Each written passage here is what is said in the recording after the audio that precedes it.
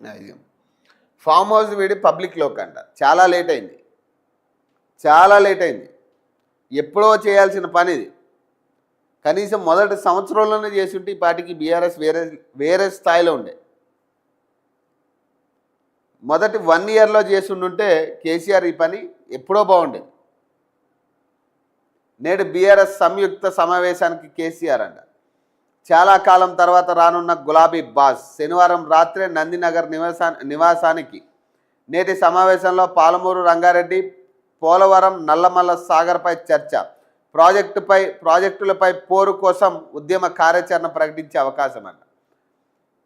BRS అధినేత కేసీఆర్ చాలా కాలం తర్వాత ఫామ్ హౌస్ నుంచి బయటకు వచ్చారు.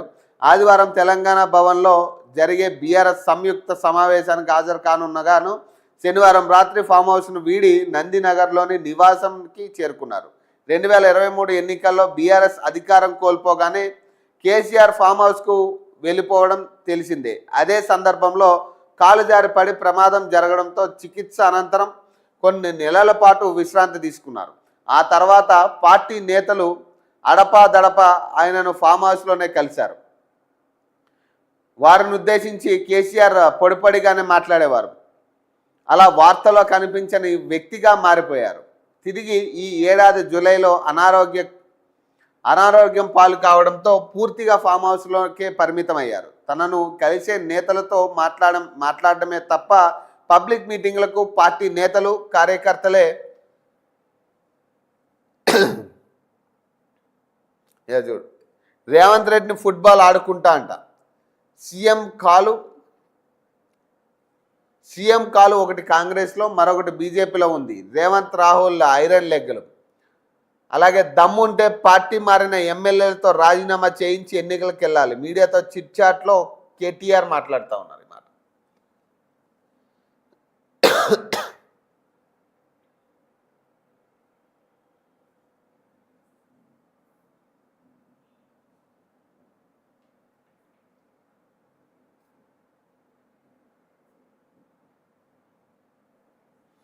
సమావేశాలకు హాజరు కావడం లేదు. అయితే ఇన్నాళ్ల తర్వాత మళ్ళీ బయటికి వచ్చారు. అది ఆదివారం 21న బీఆర్ఎస్ ఎంపీలు, ఎమ్మెల్యేలు, ఎమ్మెల్సీలు, పార్టీ కార్యకర్తల సంయుక్త సమావేశం ఆయన పాల్గొనున్నారు. మధ్యాహ్నం 2 గంటలకు కేసీఆర్ అధ్యక్షన ఈ సమావేశం ప్రారంభమవుతుంది. సాయంత్రం 5 గంటల వరకు కొనసాగే అవకాశం ఉంది.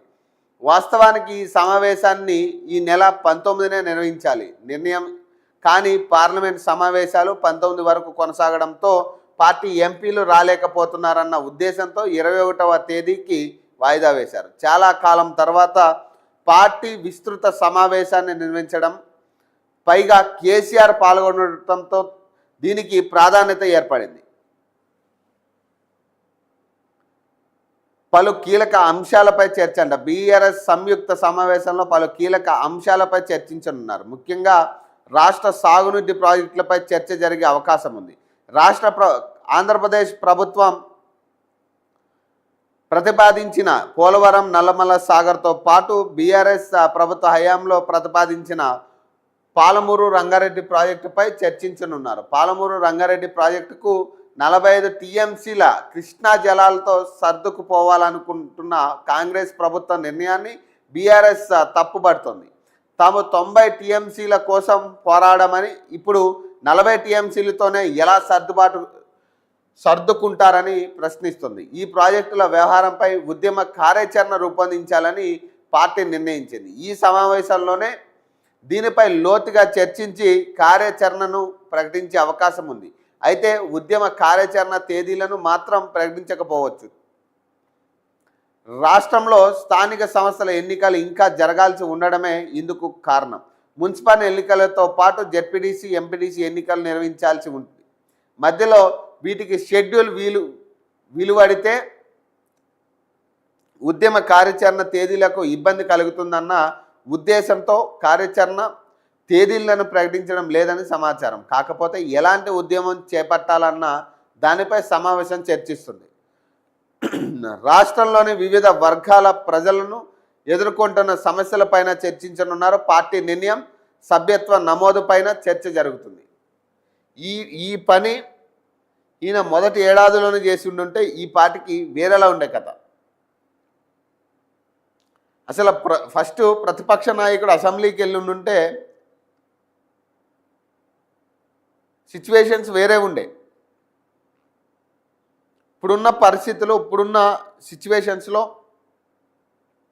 బీఆర్ఎస్ని కావచ్చు, ఇప్పుడున్న నాయకత్వం, బీఆర్ఎస్ తరఫున నాయకత్వం వహిస్తున్న కేటీఆర్ కావచ్చు, హరీష్ రావుని కావచ్చు, ప్రజలు నమ్మే పరిస్థితి లేదు. వాళ్ళ స్పీచెస్ అనేది ఇక ఎక్స్పైర్ అయిపోయిన పరిస్థితి. ఈ ఎంతకాలం భుజాలు వేసుకుని నడిచే పరిస్థితి లేదు ఇప్పుడు బీఆర్ఎస్.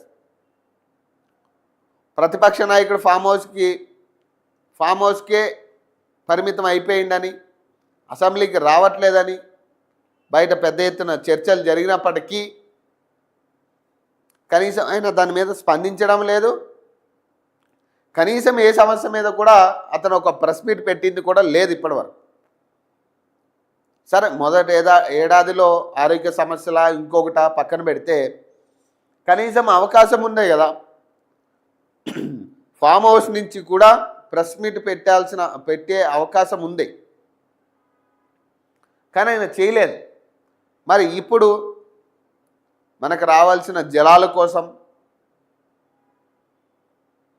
నీటి హక్కుల కోసం మాట్లాడతాం. నీటి హక్కుల కోసం మరొక యుద్ధం చేయబోతున్నట్టుగా వాళ్ళు నిర్ణయించుకుంటా ఉన్నారు. కానీ వాస్తవానికి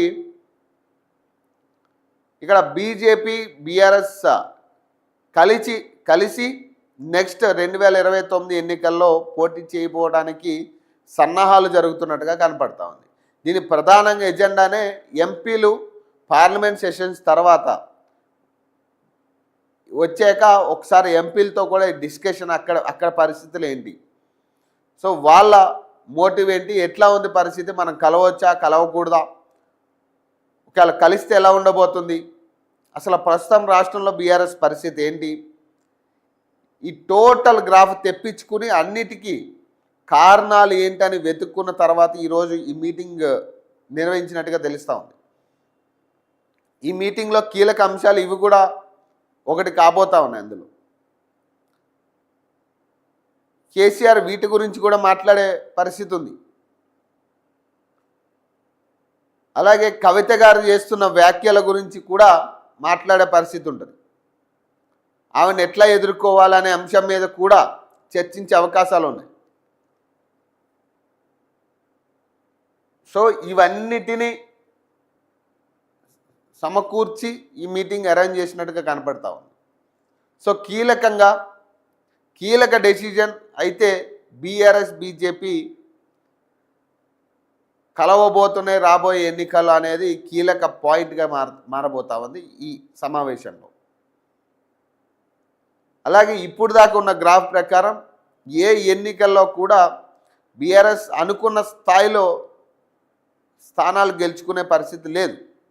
అంటే గ్రౌండ్ లెవెల్లో కూడా ఇప్పుడు మన కేటీఆర్ మాట్లాడుతూ ఒక ప్రెస్ మీట్లో చెప్పిండు ఆయన, మేము కార్యకర్తలను పట్టించుకోకపోవడమే ఇందుకు ప్రధాన నిదర్శనం, కొంచెం కార్యకర్తలు మేము దృష్టిలో పెట్టుకోవాల్సి ఉండే, కానీ ఈసారి నుంచి అట్లా కాదు, కార్యకర్తలను కలుపుకుని పోతాం, కార్యకర్తలను అభివృద్ధి ధ్యేయంగా పనిచేస్తామని చెప్పి కేటీఆరే మాట ఇచ్చింది. అంటే అర్థమైంది, గ్రామస్థాయి కార్యకర్తలను పట్టించుకోలే. ఎవరు పట్టించుకోలే? కేసీఆర్ కాదు, ఆ స్థానిక ఎమ్మెల్యేలు, ఆ స్థానిక మినిస్టర్లు పట్టించుకోకపోవడం వల్ల బీఆర్ఎస్కి ఇప్పుడున్న పరిస్థితి. సో ఇప్పుడు కేసీఆర్ మాట్లాడబోయే మాటలు చాలా కీలకం కాబోతా ఉన్నాయి. మరి ఆయన ప్రెస్ మీట్ పెడతాడా లేదా దీని మీద అనేది చూడాలి. కానీ కేసీఆర్ గారి ఈ మీటింగ్ అనేది చాలా కీలకంగా కాబోతా ఉంది తెలంగాణ రాజకీయాల్లో. ఎందుకంటే ఇప్పటి వరకు అసలు కేసీఆర్ బయటకు వస్తాడని పెద్ద ఎత్తున చర్చ జరిగినప్పటికీ అదొక డౌట్గానే మిగిలిపోయింది. కానీ ఫైనల్గా ఆయన బయటకు వచ్చి ఒక ఉద్యమం స్థాపించడానికి ముందుకెళ్తున్నాడనే ఆలోచనలు లేకపోతే ఆ హింట్లు వస్తూ ఉన్నాయి. కాబట్టి మరి ఈ ఉద్యమ కార్యాచరణ కేవలం నీటి హక్కుల కోసమే అంటే ఇక నీటి హక్కుల కోసమే కొట్లాడితే కనుక ప్రజలు ఆహ్వానించే పరిస్థితి ఉండదు. ప్రజల సమస్యలు చాలా ఉన్నాయి. ప్రతిపక్ష నాయకుడిగా దగ్గరుండి సమస్యలు తీర్చాల్సిన అవసరం కేసీఆర్కు ఉంది ఇప్పుడు. సో ఇప్పటికే లేట్ అయింది కాబట్టి ఈ సమస్యలన్నింటి మీద కూడా పోరాడాల్సిన అవసరం కేసీఆర్కు ఉంది ఇప్పుడు. లేదంటే రానున్న రోజుల్లో